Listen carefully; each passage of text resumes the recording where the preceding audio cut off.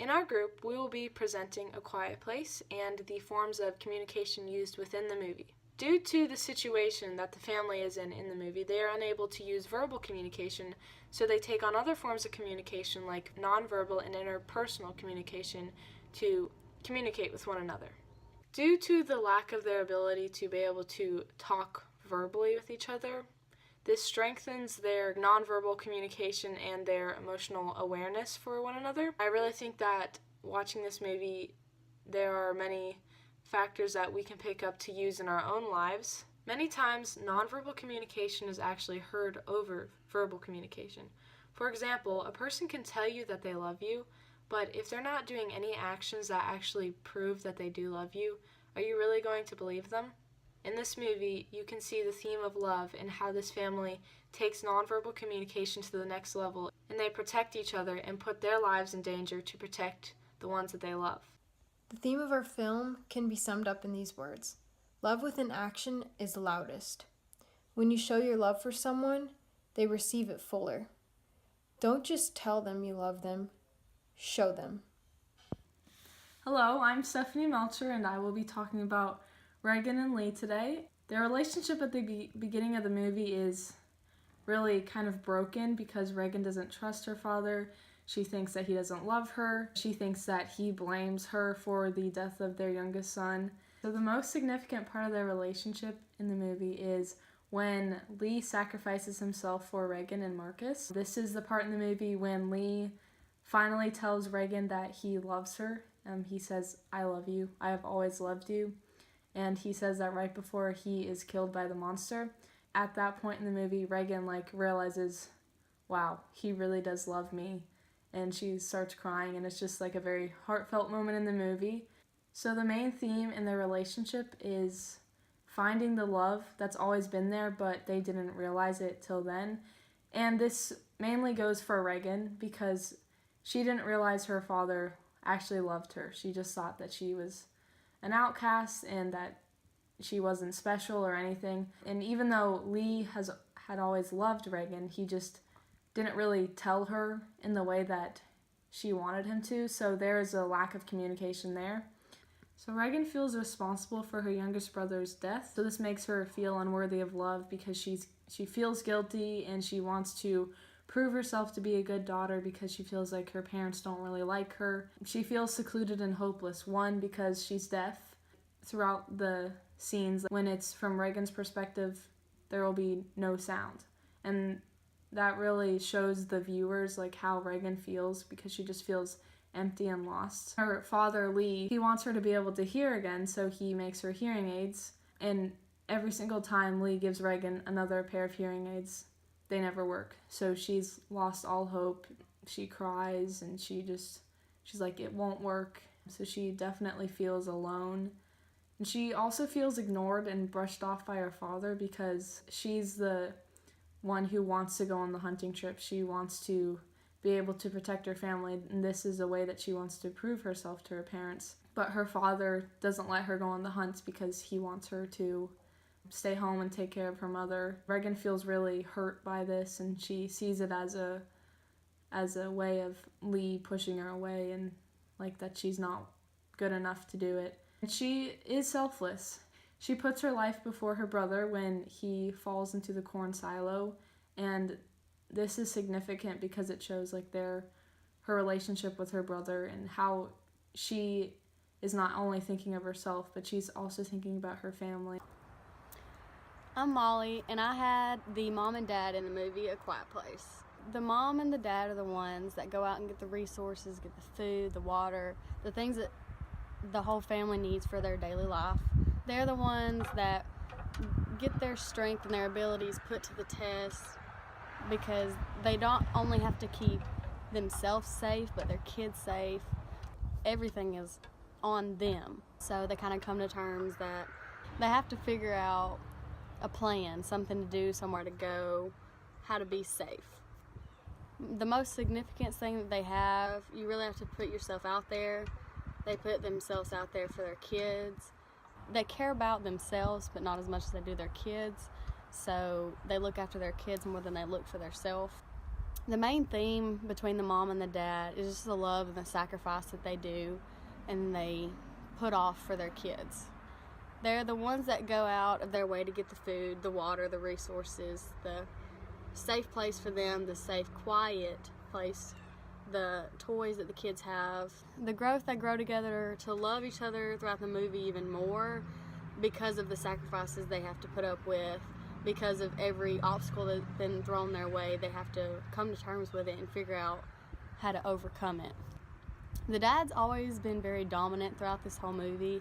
He knows that he's the man and he's got to step up and play that role. He looks after everyone. He doesn't really care about himself. He just makes sure that his wife, his unborn child, and his kids are safe.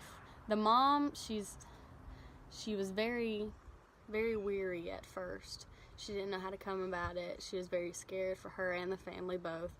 But at the end of it, she really realizes that she's got to be the one to step up and really look after her kids because the dad has now died. The love and the connection they have with each other is really indescribable. It's very inspiring. I think all parents, not if most, would do anything they could to really keep their kids safe. And I feel like they do a really, really good job in this movie keeping their kids safe and doing what they have to do just to stay alive. In real life, tying back to the love and connection, I think that all parents really put their kids before themselves. So I think in real life, that's how it really plays out. Hi, my name's Jessica Mendoza, and my characters that I'm going to be talking about are Lee and Marcus. Their relationship is not the best. The son, Marcus, he thinks that his dad he doesn't think that his dad is really loving him. The most important part where their relationship starts to grow is when they go on a hunting trip to the river.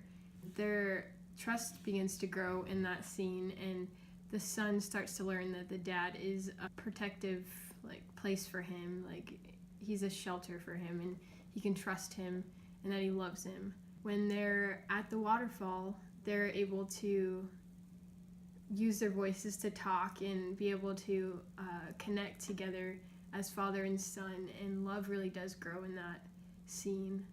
I think the main theme in their relationship is just learning to trust. The son really learns to trust his father, and the father learns how to be able to show, hey, I'm your dad and I'm here to protect you. Trust and love is really shown in this scene where the father sacrifices his life.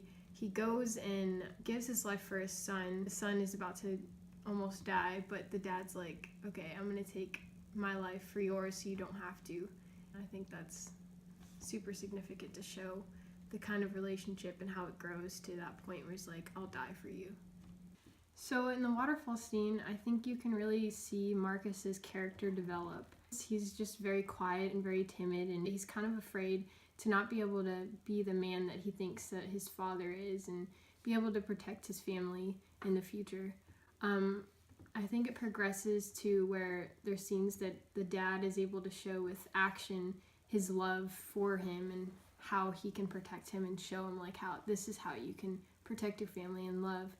When they're at the waterfall, Marcus begins to ask his dad about his relationship with Regan, and he just asks him questions about his love for her and if he blames her for the things that have happened. And I think that Marcus really begins to learn about his father's character and who he is and how he really feels about the family and different people. And I think that he begins to grow confidence in himself, seeing who his dad is and who he has become and how he can love, and that is able to transcend to how he can also love other people. I think another scene that you also see Lee's love in action is a scene where they come across this old man that had just seen his wife die and he's ready to just die. He pulls Marcus out of the way and he protects him throughout that whole entire graphic scene, but you are able to see the action of love, the selfless love that the father has for his son, and that also, I think, builds a confidence of Marcus and trust in his dad that he can protect him.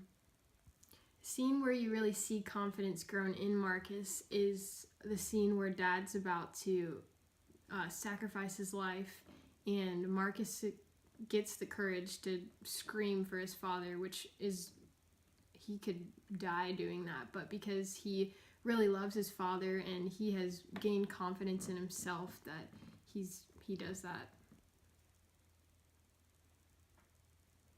That's the sign for waterfall. I chose that sign because that's the point in the relationship of Marcus and Lee that I feel like they really did start to grow. That is American Sign Language for siblings. My name is Emily, and I will be focusing on the relationship between Regan and her brother Marcus in The Quiet Place. During the opening scene, you can tell that Regan and Marcus are very close to one another. Marcus is sick, and while their mother is treating him, Regan signs, "Is he okay?" to her. You can tell that Regan cares deeply about Marcus. The most significant part of their relationship is that Marcus sticks up for his sister. When their dad Lee takes Marcus to go fishing, Regan feels jealous of her brother, and she feels like Lee loves Marcus and not her. This feeling mostly comes from her feeling guilty for her little brother's death, Beau, at the beginning of the film. She thinks that the rest of her family blames her too. Regan just wants to contribute to the family, but she thinks that her dad doesn't want her to. She wants to feel significant, but she only feels she is worthless. While on the trip, Marcus asks Lee why he didn't let Regan go with them. Then Marcus tells him that Regan doesn't think he loves her. Lee quickly denies it, and Marcus tells him that he needs to tell Regan he loves her. Marcus worries about his sister and just wants to make sure she feels loved. Regan longs to feel love and connection with her father, as she does with Marcus and their mother, Evelyn. Because she feels a lack of connection with Lee, she lacks confidence and certainty within herself. The main theme of Regan and Marcus's relationship is empathy. This is evident in the opening scene and the fishing scene, as well as when Marcus falls into the silo and Regan jumps in to save him. Marcus's main concern is his sister Regan. Throughout the movie, he makes an effort to help her find love and connection with her father. He wants to help her make a contribution to their family, whereas she feels like she has no place.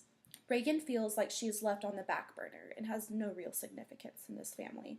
Marcus just wants his sister to feel confident that she is loved. The bond between a brother and a sister is very special. All siblings argue and fight, but at the end of the day, they are still family. Regan and Marcus are a great example of a sibling's love for one another. They genuinely care for each other, and they want each other to feel important. If there was only one thing that the viewer could walk away with after watching this movie, I would say that its selfless love speaks louder than words.